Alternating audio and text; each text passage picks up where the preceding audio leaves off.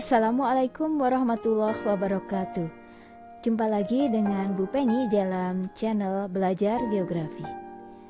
Pada video sebelumnya, saya sudah membahas materi mengenai pola keruangan desa dan pola keruangan kota. Kali ini kita akan lanjutkan materi dengan membahas mengenai interaksi antara wilayah desa dan wilayah kota.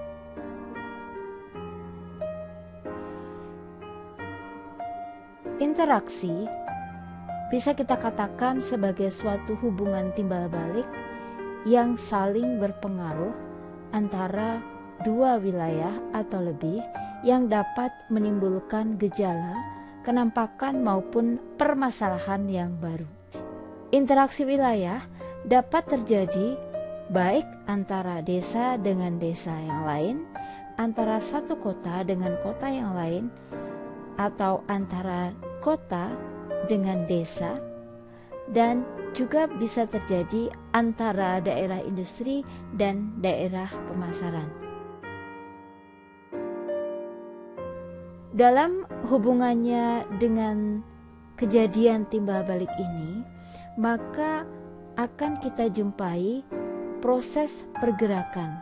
Apa saja yang bergerak dalam timbal balik ini? Yang pertama adalah pergerakan manusia, yang kemudian sering kita katakan sebagai mobilitas. Yang kedua adalah pergerakan atau perpindahan gagasan dan informasi, yang ini sering kita katakan sebagai komunikasi. Dan yang ketiga adalah pergerakan materi atau benda, dan ini yang kemudian menimbulkan adanya transportasi. Faktor-faktor yang mempengaruhi interaksi antar wilayah telah dikaji oleh seorang ahli yang bernama Edward Ullman. Beliau menyampaikan ada 3 faktor yang mempengaruhi interaksi antar wilayah, yaitu regional complementary, intervening opportunity, dan space transferability. Kita akan bahas satu persatu dari faktor-faktor tersebut. Yang pertama adalah faktor regional complementary, atau kita katakan di sini adalah adanya wilayah yang saling melengkapi. Sebagai contoh, kita lihat chart yang ada di dalam tayangan ini.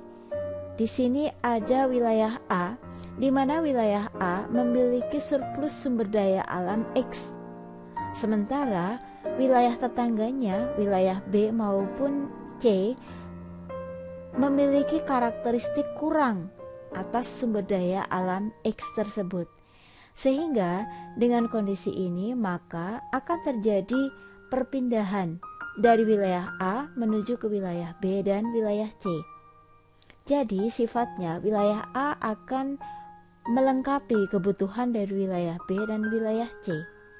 Demikian pula dengan sumber daya alam Y yang itu dimiliki oleh wilayah B. Maka wilayah B akan mensuplai sumber daya alam Y ke wilayah A dan C.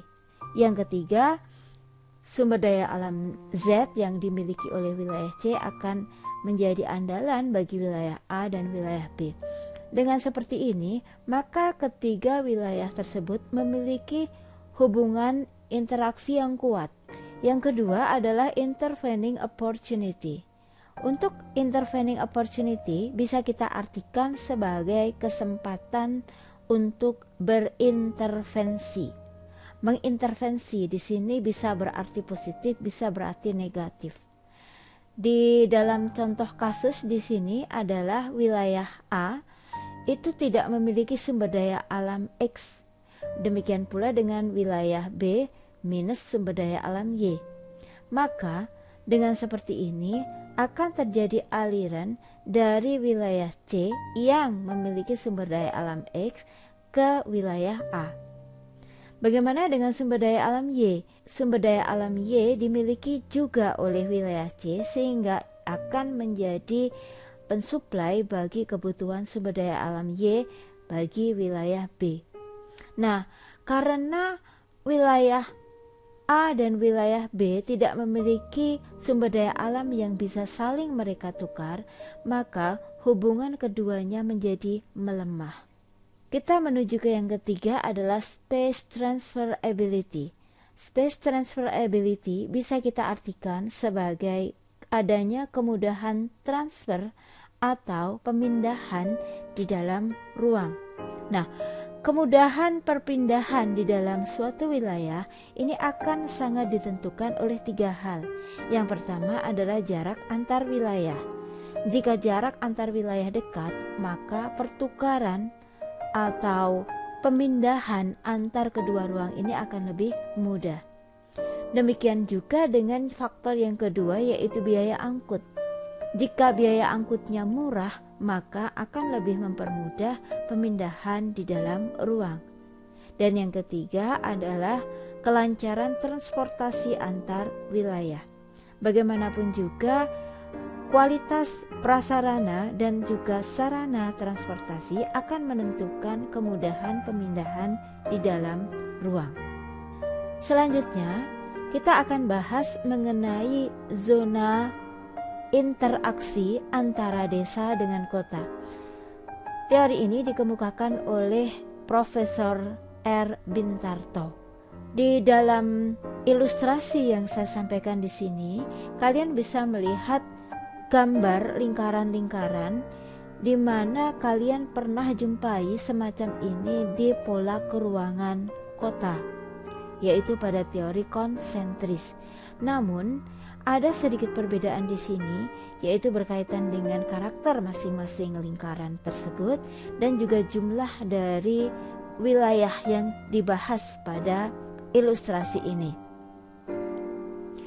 Kita mulai dari yang pertama adalah city. City bisa kita artikan sebagai pusat kota.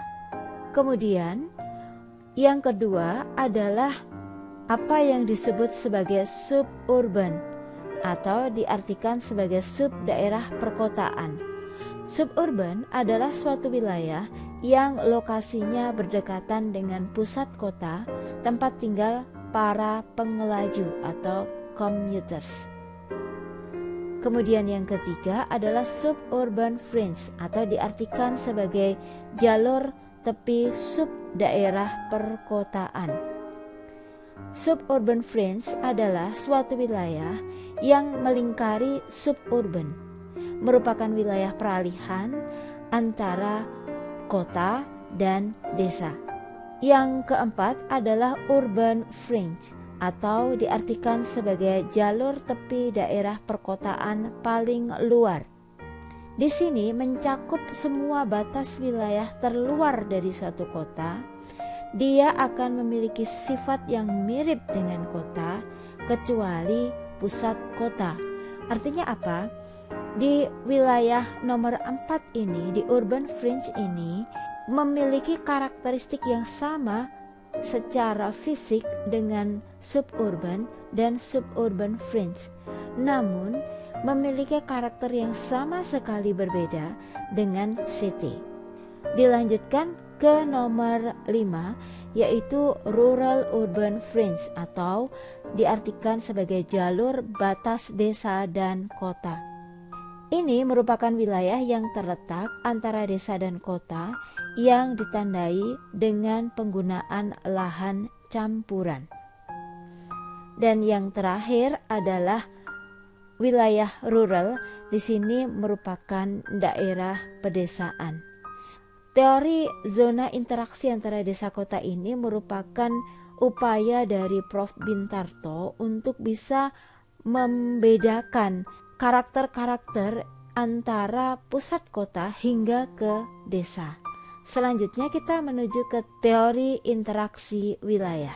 Ada beberapa teori interaksi wilayah, namun di sini kita akan bahas 3 teori, yaitu teori gravitasi, yang kedua nanti teori titik henti, dan yang ketiga adalah teori grafik. Kita menuju ke teori yang pertama, yaitu teori kekuatan interaksi atau teori gravitasi. Kekuatan interaksi antar wilayah dapat dianalisis melalui teori gravitasi. Teori ini dikemukakan oleh W.J. Rayleigh yang mengadopsi teori gravitasi milik Newton. Dalam teori ini dinyatakan bahwa kekuatan interaksi antar wilayah dapat ditentukan dengan memperhatikan jumlah penduduk pada masing-masing wilayah dan jarak mutlak antara wilayah-wilayah tersebut. Di sini kita akan kuantitatifkan dengan menggunakan rumus yaitu I/AB sama dengan K PA kali PB per DAB kuadrat. Nah, keterangan dari rumus tersebut adalah I/AB di sini adalah kekuatan interaksi antara wilayah A dan wilayah B. Dalam mengerjakan soal nanti, huruf AB ini tidak mutlak karena nanti akan bisa digantikan dengan huruf yang lain. Misalnya antara K dengan P. Artinya di situ adalah kekuatan interaksi antara kota K dan kota P, maka nanti dituliskan IKP. Demikian pula huruf AB di bagian rumus yang lain akan menyesuaikan. Kemudian yang kedua adalah K, di mana K di sini adalah nilai konstanta empiris. Dalam rumus aslinya ini adalah nilai gravitasi. Namun di sini konstanta empiris ditetapkan angka 1. Kemudian yang ketiga dan 4 adalah PA dan PB, di mana PA artinya adalah jumlah penduduk daerah A, PB jumlah penduduk daerah B, dan yang terakhir adalah DAB, di mana DAB ini adalah jarak mutlak yang menghubungkan antara A dan B. Kita lihat contoh soal berikut ini. Terdapat dua kota di mana memiliki penduduk 1.500 dan 2.000 orang, kemudian jarak antara kedua kota tersebut adalah 50 km. Di sini kita diminta untuk mencari nilai kekuatan interaksi antara A dan B. Nah, bagaimana menyelesaikan soal ini? Yang pertama, seperti biasa kita tuliskan diketahui apa saja. Diketahui ada jumlah penduduk A, kemudian jumlah penduduk B, jarak antara A dan B. Kemudian yang tadi ditanyakan di sini adalah kekuatan interaksi antara A dan B, dinotasikan menjadi IAB. Kemudian kita mulai jawab dengan menuliskan rumus IAB sama dengan K PA kali PB per DAB kuadrat. Kemudian kita masukkan angkanya, K diganti dengan angka 1, PA dan PB diganti dengan jumlah penduduk masing-masing wilayah tersebut, dan DAB dipangkatkan 2. Jangan lupa selalu dipangkatkan 2. Sehingga kita olah angka-angka itu menjadi semacam ini. Jadi setelah dikalikan menghasilkan 3 juta dibagi 2.500, ketemu angka 1.200. Artinya apa? Artinya kekuatan interaksi antara kota A dan B adalah 1.200. Angka 1.200 ini dalam soal tunggal seperti ini tidak terlalu bermakna. Biasanya para ahli akan melakukan perhitungan antar banyak kota. Sehingga misalnya ada 7 kota, maka diperhitungkan masing-masing kota itu hubungannya seperti apa kekuatan interaksinya. Maka nanti di antara hubungan dari 7 kota itu mana yang paling kuat, itulah yang kemudian akan menjadi bahan pengkajian untuk melaksanakan keputusan-keputusan yang berkaitan dengan pembangunan. Kita lanjutkan dengan yang kedua, yaitu teori titik henti atau breaking points theory. Teori ini berusaha memberikan suatu cara dalam memperkirakan suatu lokasi garis batas yang memisahkan wilayah perdagangan dari dua kota yang berbeda ukurannya. Nah, teori ini juga dapat kita gunakan untuk memperkirakan penempatan lokasi industri atau pelayanan-pelayanan sosial antara dua wilayah sehingga dapat dijangkau oleh penduduk daerah-daerah tersebut. Sama seperti teori sebelumnya, kita juga kuantitatifkan dengan rumus sebagai berikut. Di sini DAB adalah jarak lokasi titik henti yang diukur dari kota atau wilayah yang jumlah penduduknya lebih kecil. Jadi nanti hasilnya akan kita sematkan dari kota yang lebih kecil jumlah penduduknya. Kemudian DAB dengan huruf D kecil yaitu jarak antara kota A dan kota B. Kemudian sama seperti tadi, PA maupun PB adalah jumlah penduduk kota A dan kota B. Perlu saya sampaikan di sini bahwa penempatan PA maupun PB itu kita lihat terlebih dahulu mana yang lebih kecil jumlah penduduknya dan mana yang lebih besar jumlah penduduknya. Sehingga di dalam rumus nanti PB dan PA ini belum tentu posisinya seperti yang tertulis di sini. Dan sama seperti rumus sebelumnya, A dan B ini juga bukan mutlak karena bisa digantikan dengan huruf-huruf yang lain. Nah, kita langsung ke contoh soal. Di sini ada soal, diketahui jumlah penduduk kota A adalah 1000 jiwa dan kota B 100.000 jiwa. Jarak antara dua kota tersebut adalah 33 km. Nah, di sini antara dua lokasi tersebut akan dibangun pelayanan sosial, entah itu pasar, entah itu rumah sakit, entah itu sekolah, di mana tempat di antara kedua kota tersebut yang paling strategis. Nah, kita menggunakan teori titik henti. Yang pertama tentu saja kita identifikasi apa-apa saja unsur yang akan kita gunakan di dalam perhitungan ini. Di sini ada PA, PB, kemudian DAB, dan kita tuliskan rumusnya. Di sini rumusnya B kita letakkan di atas karena B lebih besar jumlah penduduknya. Apakah boleh diletakkan di bawah? Boleh sekali, namun akan menyulitkan dalam perhitungan nanti. Kemudian angka-angkanya kita masukkan. Di sini 33 dibagi 1 plus akar 100/1000. Kemudian kita olah angka tersebut menjadi 33 dibagi 1 per akar 100, sehingga akan bertemu 33 dibagi 11, karena akar 100 ada 10, maka akan menghasilkan angka 3 km. Nah, karena ini digunakan untuk meletakkan suatu lokasi pelayanan sosial, maka dari mana lokasi itu kita ukur sejauh 3 km, yaitu dari kota yang lebih sedikit jumlah penduduknya. Dalam hal ini kita lihat lagi, kota yang lebih sedikit jumlah penduduknya adalah kota A. Maka jawaban atas soal ini adalah lokasi layanan yang paling strategis terletak pada jarak 3 km dari kota A. Menuju ke teori yang ketiga, yaitu teori grafik. Teori grafik digunakan untuk mengetahui kekuatan interaksi suatu wilayah, di mana nanti kita di sini menggunakan apa yang disebut sebagai indeks konektivitas atau sering disebut sebagai indeks beta karena menggunakan notasi beta di dalam rumusnya.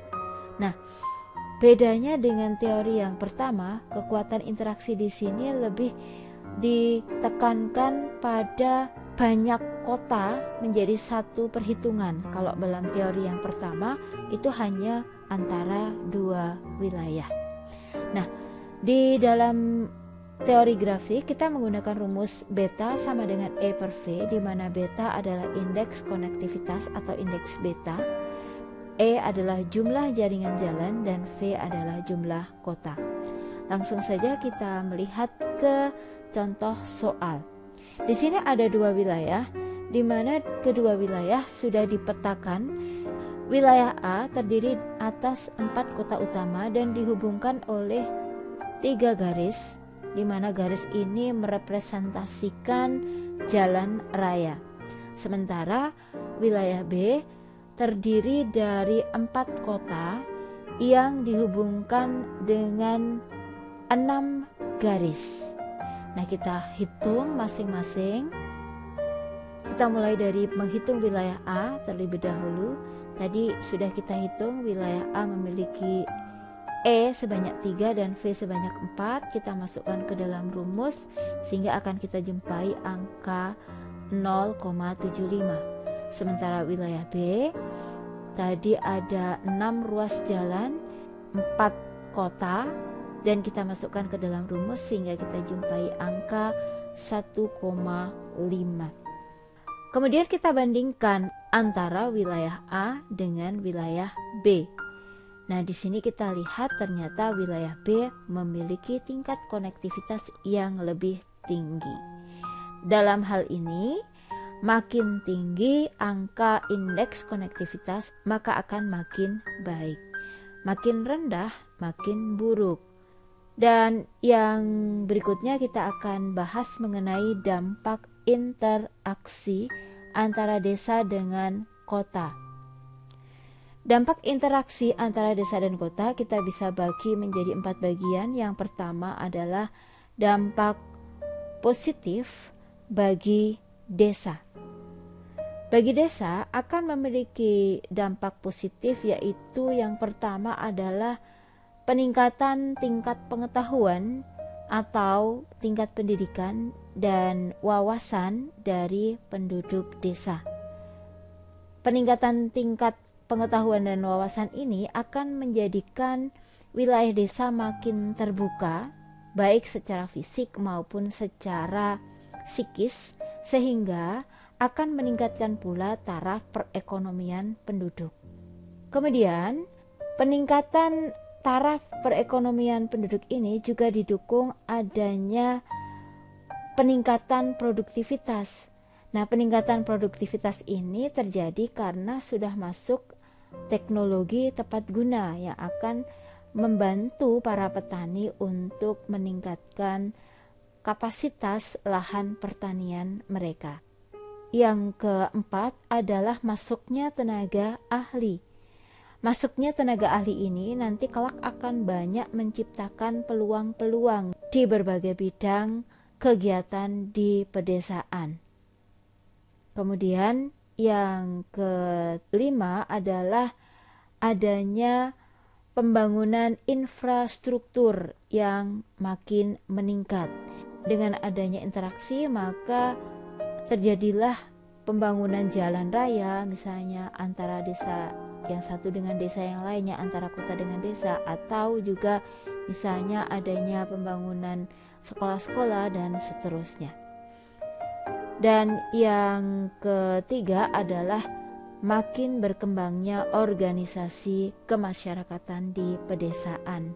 Kemudian kita lanjutkan dengan dampak positif bagi kota.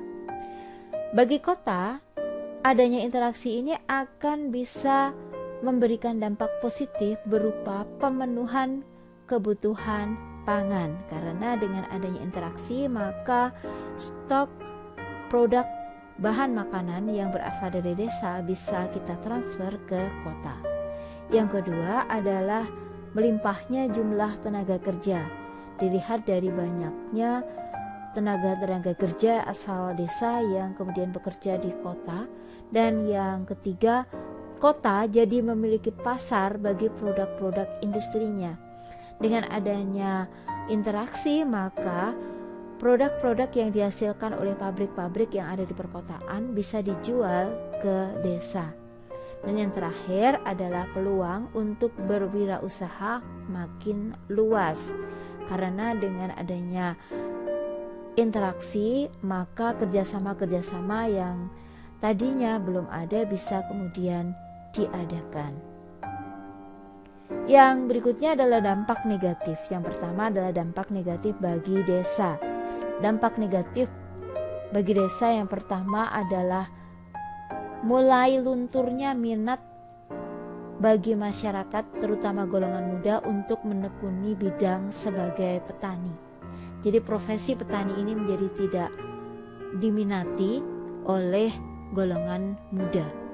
Yang kedua adalah meningkatnya perilaku negatif, misalnya adanya konsumerisme, kriminalitas, kemudian kenakalan remaja. Yang ketiga adalah peningkatan urbanisasi. Akibat dari urbanisasi ini, desa akan kehilangan tenaga muda.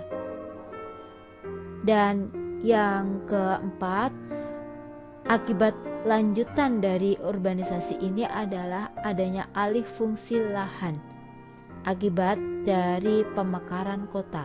Ya, karena dengan adanya urbanisasi maka tenaga kerja mudah hilang. Akibatnya lahan-lahan pertanian yang ada di pedesaan menjadi tidak terkelola. Ketika lahan pertanian menjadi tidak terkelola, maka akan sangat dekat dengan perubahan fungsi dari lahan tersebut. Dan yang berikutnya adalah adanya pola hidup masyarakat yang berubah, ya, dari yang tadinya sangat kental dengan tradisi menjadi mulai terkikis. Dan yang terakhir adalah rusaknya lingkungan hidup. Ya, dengan adanya berbagai teknologi yang datang dari kota akan memungkinkan pencemaran yang mungkin akan merusak lingkungan pedesaan. Yang terakhir adalah dampak negatif bagi kota. Yang pertama adalah pengangguran. Bagaimanapun juga tenaga yang berasal dari desa yang datang ke kota belum tentu semuanya memiliki keterampilan yang memadai. Nah, ini justru nanti akan menjadi beban bagi perkotaan. Akibatnya apa? Akibatnya mereka akan jatuh ke dalam kemiskinan, akan menjadi kaum miskin perkotaan. Mereka yang berpendapatan rendah akan sulit dalam memenuhi kebutuhan-kebutuhan hidupnya. Kemudian yang ketiga adalah mahalnya nilai lahan, di mana akan menyebabkan penduduk yang tidak mampu akhirnya menggunakan lahan yang tidak layak. Misalnya munculnya permukiman kumuh yang biasanya tumbuh di pinggiran-pinggiran sungai ataupun pinggiran jalan kereta api. Dan yang terakhir adalah degradasi lingkungan hidup. Nah, degradasi lingkungan hidup ini terjadi akibat pembangunan yang tidak lagi terkendali. Jadi untuk memenuhi kebutuhan kota yang makin padat penduduknya karena adanya urbanisasi, maka pembangunan menjadi mutlak segera dilakukan. Kadang-kadang hal ini menjadi tidak terkendali yang mengakibatkan degradasi atau penurunan kualitas lingkungan hidup di kawasan perkotaan. Demikian video mengenai interaksi antara wilayah desa dan kota. Terima kasih atas perhatiannya. Semoga bermanfaat. Wassalamualaikum warahmatullahi wabarakatuh.